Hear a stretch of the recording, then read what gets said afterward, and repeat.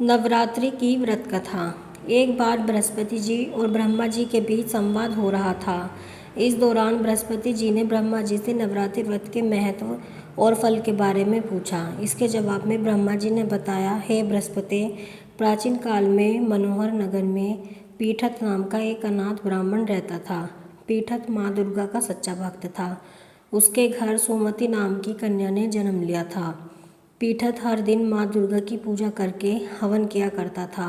इस दौरान उसकी बेटी उपस्थित रहती थी। एक दिन सुमति पूजा के दौरान मौजूद नहीं थी। वह सहेलियों के साथ खेलने चली गई। इस पर पीठत को गुस्सा आया और उसने पुत्री सुमति को चेतावनी दी कि उसका विवाह किसी कुष्ठ रोगी या दरिद्र मनुष्य के साथ करवाएगा। पिता की ये बात सुनकर सुमति आहत हुई और उसने कहा, हे पिता, आपकी जैसी इच्छा हो वैसा ही करो। जो मेरे भाग्य में लिखा होगा वही होगा। सुमति की यह बात सुनकर पीठत को और ज़्यादा गुस्सा आया और उसने पुत्री का विवाह एक कुष्ठ रोगी के साथ करा दिया। इसके साथ ही पीठत ने अपनी पुत्री से कहा कि देखता हूँ भाग्य के भरोसे रहकर क्या करती हो। पिता के कटु वचनों से आहत अपने आप को कोसने लगी और अपने पति के साथ वन में चली गई। गरीब बालिका की ऐसी स्थिति देखकर माँ भगवती प्रकट हुई और कहा कि मैं तुम्हारे पूर्व जन्म के कर्मों से प्रसन्न हूँ। इसके साथ ही माँ भगवती ने सुमति से वरदान मांगने को भी कहा। इस पर सुमति ने माँ भगवती से पूछा कि आप कौन हैं। जवाब में माँ भगवती ने कहा कि मैं आदिशक्ति हूँ। आज तुम्हें तुम्हारे पूर्व जन्म का वृत्तांत सुनाती हूँ। माँ भगवती ने बताया कि पूर्व जन्म में सुमति निषाद की स्त्री और पतिव्रता थी। एक दिन तुम्हारा पति चोरी की वजह से पकड़ा गया। इसके बाद सिपाहियों ने तुम दोनों पति पत्नी को जेल खाने में कैद कर दिया। तुम दोनों को जेल में भोजन भी नहीं दिया गया। तुमने नवरात्र के दिनों में न तो कुछ खाया और न जल ही पिया। इस तरह 9 दिन तक नवरात्र का व्रत हो गया।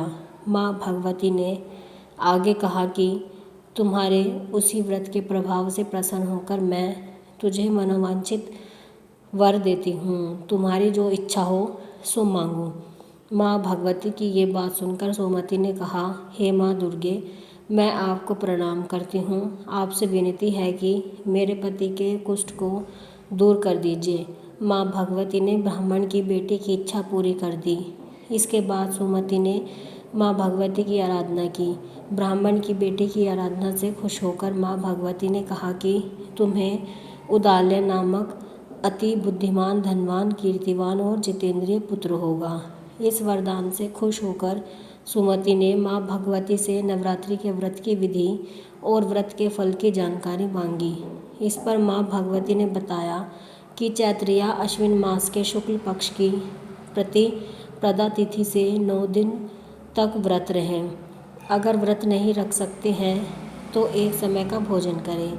घट स्थापना करने के बाद वाटिका बनाकर उसको हमेशा जल से सींचना चाहिए। विधि अनुसार पूजा करने के बाद पुष्प से अर्घ्य देना चाहिए। इस दौरान घी, गेहूँ, शहद, खांड, जौ, तिल, बेल, नारियल, कदम्ब और दाख से हवन करें।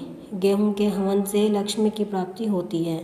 खीर एवं चंपा के पुष्पों से धन की और बेल के पत्तों से तेज व सुख मिलता है। माँ भगवती ने बताया कि बिजोरा के फल से अर्घ्य देने से रूप की प्राप्ति होती है। जायफल से अर्घ्य देने पर कीर्ति और जो इंसान आंवले से अर्घ्य देता है उसे सुख की प्राप्ति होती है।